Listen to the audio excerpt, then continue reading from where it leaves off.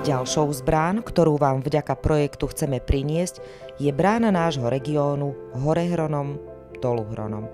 Vstupnou bránou do regiónu Horehronia je Brezno a my vás vďaka modernej technológii vtiahneme viacerými zmyslami do virtuálnej brány, kde budete môcť zažiť a vidieť unikáty nášho kraja, nazrieť do kultúrneho bohatstva remesiel, obdivovať krásy tradičnej architektúry, okúsite jedinečnosť nezameniteľného viachlasného horehronského spevu, či objavíte pestrosť horehronských odevov a takýmto spôsobom budú klenoty mesta a regiónu bližšie k vám.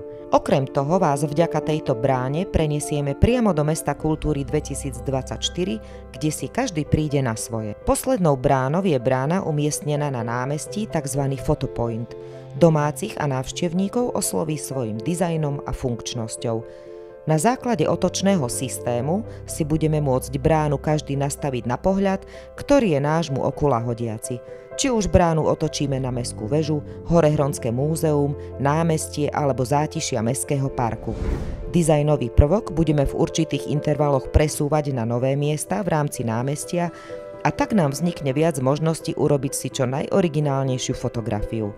Chceme byť mestom kultúry a tiež chceme, aby ste v tom boli s nami. Táto brána bude slúžiť nielen ako originálny fotopoint, ale nás bude sprevádzať a šíriť osvetu počas kandidatúry a zároveň aj počas roka Mesta kultúry 2024.